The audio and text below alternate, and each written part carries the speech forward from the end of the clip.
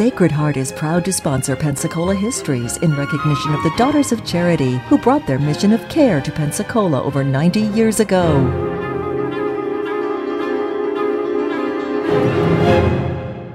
Hello and welcome to the continuing story of Pensacola, North America's first place city. Today we're going to be talking about banking.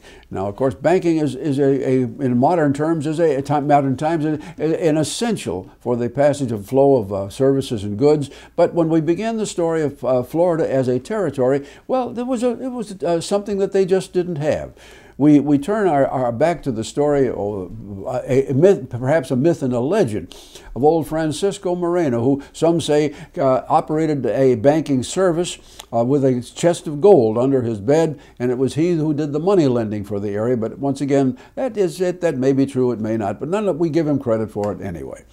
When Florida became a territory of the United States in 1821, one of the first things that was done by the new leadership here, including Governor Andrew Jackson, was to apply for a certificate for a member bank of the United States Bank, which of course was the overall financial organization for the entire country.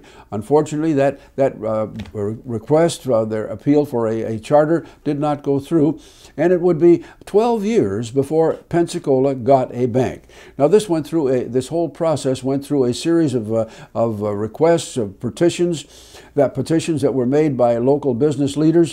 But finally, in 1832, the territorial legislature agreed to this, and even though the governor, William Duval, was against it, the legislature overrode his veto, and in 1833, the Bank of Pensacola came into existence. Now, this bank was located on the corner of Palafox and Romana Street. It had a local board of directors, and the principal, the president of the bank, was a man named Walter Gregory, and it's from Walter Gregory, of course, that we get Gregory Street downtown today. This bank put itself in order so that it was able to sell shares of stock and then begin what we would call normal banking services, loans and deposits and this sort of thing. And one of the major things that they wanted to do was to make the bank the financial organization for the sale of bonds for the building of a railroad. This was, of course, the time when the entire nation had railroad fever. People suddenly were aware that the building of a railroad would open whole new vistas to a place like Pensacola, which in 1833 was literally isolated, and basically the only way we could get somewhere really almost in any form was by sea. Well, the new bank sold bonds, basically 500 $1,000 bonds were sold. The railroad began its work and was proceeding nicely when the Panic of 1837 came about. Now, we must talk just a minute about that panic, because it's one of the most unusual events in American history. The United States Bank itself had been created in 1789 by Alexander Hamilton, who was our first Secretary of the Treasury. The Bank of the United States was a private bank. It was located in Philadelphia, and it was the instrument through which all of the national financial affairs were conducted, the issuance of currency and all of the rest. And member banks could be created, as had been attempted here back in 1821. Well, by the time he got to his presidency, Andrew Jackson had taken an extreme dislike to the United States Bank, and he vowed that when its charter came forth for renewal in 1832, he was going to veto the bill and put the bank out of business. Well, people said, now, sir, if you do that, we're in for trouble, because we have to have some form of mechanism for the national currency and all that goes with it, the payment of debts and all the federal obligations. Mr. Jackson apparently didn't see it that way, and so he allowed the bank's charter to lapse, and for the next 2 or 3 years, the country continued on, but then in 1837, it all collapsed. And the result was what the historians call the Panic of 1837, which was a very bad situation. Fortunately, it didn't last too long, because a substitute mechanism came into being. But that panic affected the Bank of Pensacola. It also affected the new railroad. Both bank and railroad failed, the bank finally going out of business in 1842. Now, we have to stop for just a second and recognize a couple of functions that depend on a bank. There are some of these for which we have no answer. There are some questions for which we have no answer. For example, when the territory of Florida was created and Escambia County was created, there was a mechanism for assessing properties, the value of properties, and for collecting taxes, because you had to have a tax revenue to support local government. The question comes now, of course, where did the money go? Where was it deposited when the first tax collectors went out and collected taxes? Well, if there was no bank, where did it go?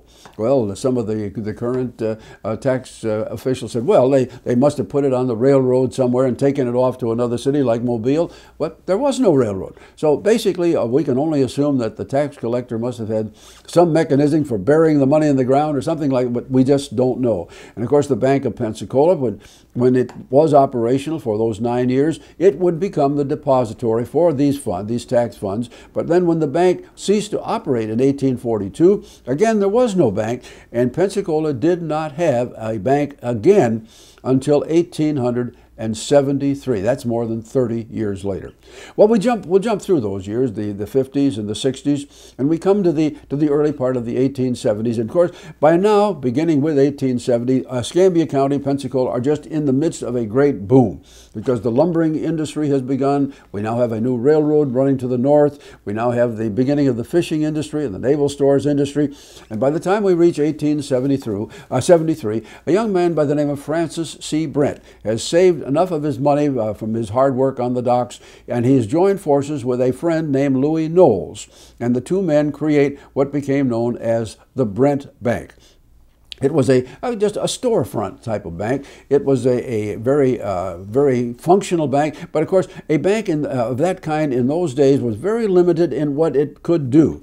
And as a result of this, even though we were passing through a period of great local growth, population growth, and there was a need for people to build new houses, that kind of bank, the Brent Bank, did not make home building loans. So we passed through a period of this population growth and need when there was no such thing as a source of home loan for such people. Well, we move ahead just a little bit to the year 1880. And in that year, two young men, two brothers, arrive here from New York. Their names are Martin and Daniel Sullivan. And the Sullivan brothers had made considerable money in other activities in New York. They came to Pensacola and they organized a new bank, and it was called the First National. First National Bank opened its offices in a corner of what was then the Santa Rosa House Hotel. That bank was right on the corner of what we today call Jefferson and Government Streets. And the bank was highly successful. 2 years later, in fact, it was so successful that 2 years later, the Sullivan brothers had called a press conference and announced that they were going to build a new structure on that same corner. They were going to tear down the old hotel. They were going to build a new structure. Their bank would be in one corner of it, but the balance of this huge building was to be an opera house. Well, people thought the brothers were a little addled at this, but of course the brothers had full knowledge of the fact that there were organizations being developed in the north which provided a source of regular talent which would come to Pensacola. And again, the opera house was completed in 1885, and it did everything that the Sullivan brothers had hoped it would, but we'll be talking about that in another episode. Beginning in the early 1880s as well, we have four other things that we want to be sure we record in our story of banking. Number one, Louis Knowles left Mr. Brent and opened a new bank on his own, which he called the Merchants Bank. This was another privately capitalized bank with a number of other leading industrialists as part of the shareholding and officer group. Then in order, we have the beginning of a series of what we in later years would call building and loan organizations. The first one was called the Working Men's Building and Loan Association. It was operated once again out of a storefront downtown, and its purpose was to enroll people who would buy shares. For example, a typical family would contract to put in, let's say, $1 a week, and that money would grow, and as their share matured at a certain level, then that family was eligible to make a loan for the building of their home. And this is the way many of the early homes were to be built. Well, within just a couple of years, we would have two more building and loans. One would ultimately be called the Mutual Federal Building and Loan, and the second one, Pensacola Home and Savings. Both of those were organized in 1889. So we had the Brent Bank, we had the First National Bank, we had the Merchants Bank, we had three building and loans, and in that same year, 1889, Mr. Knowles elected to sell his shares, or rather to sell his whole bank to the Sullivan brothers, and his bank, the Merchants Bank, was joined with the First National. It became a very huge bank for the entire servicing of the area. At this point in time, Mr. Brent, who had been, of course, head of his own bank, now became the president of the First National Bank.